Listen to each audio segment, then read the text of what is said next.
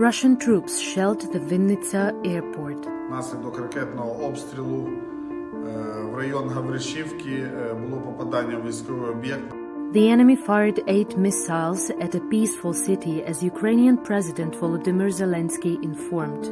Ракетний удар по Вінниці, 8 ракет проти нашого міста, проти нашої мирної, доброї Вінниці, яка ніколи не загрожувала Росії. Жодним чином. Ракетний удар, жорсткий, цинічний, повністю зруйнований аеропорт.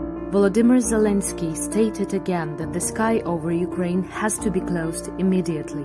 Закрити небо над Україною, закрити для всіх російських ракет, для російської бойової авіації, для всіх цих терористів. As of 2 p.m., 4 people had been pulled out from under the rubble, one of them dead. The Russians once again disrupted the evacuation of civilians from Mariupol. Despite the agreed silence period, the invaders shelled the Green Corridor from the city. Сьогодні був запланований зелений коридор, який вкотре зірвали війська Російської Федерації. Ця нечисть обстрілює ті місця, по якому повинні були виходити люди.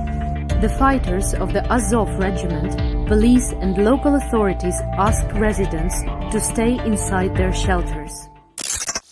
Колона йде до мерії, до окупантів. Thousands of people walked straight through the central streets of Nova Kakhovka. The city came out for an action against the Russian invaders. Нова Каховка – це Україна. Hundreds of people are holding Ukrainian flags and posters, including the legendary phrase about the route for the Russian ship. Kalanchak residents also came out to the protest. People stretched out a large Ukrainian flag. Similar actions are taking place in Novo-Oleksiivtsi. And already in the morning, heroic Kherson came out to the streets. People there are chanting Ukraine in front of the Kherson administration. At the Guggenheim Museum of Art in New York, artists and staff demanded that the sky over Ukraine has to be closed.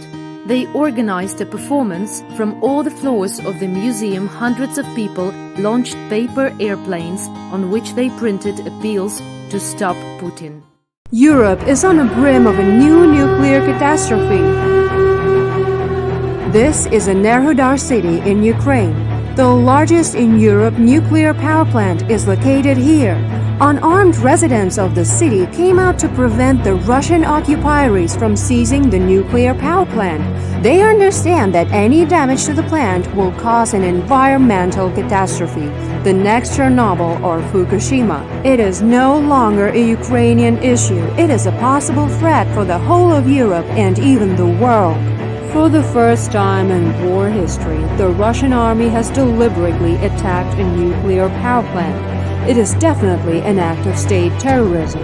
Even if the concrete walls of the plant will deter the impact, its transformers and turbines are defenseless against mortars and tanks. If they are damaged, there will be a leak of a radiation cloud, and only the wind knows where this cloud goes.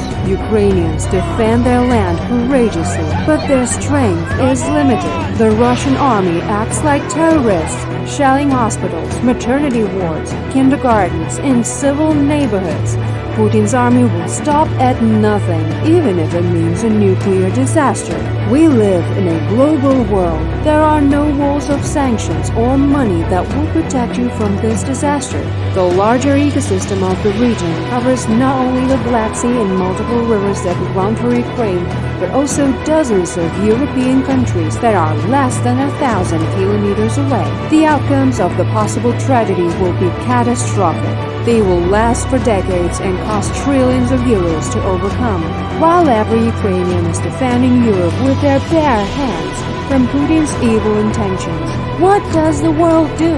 Europe and Ukraine's allies must act as decisively as the Ukrainian people. Protecting and closing the Ukrainian sky is the #1 task to avoid this catastrophe, because radiation has no nationality and stops at no borders.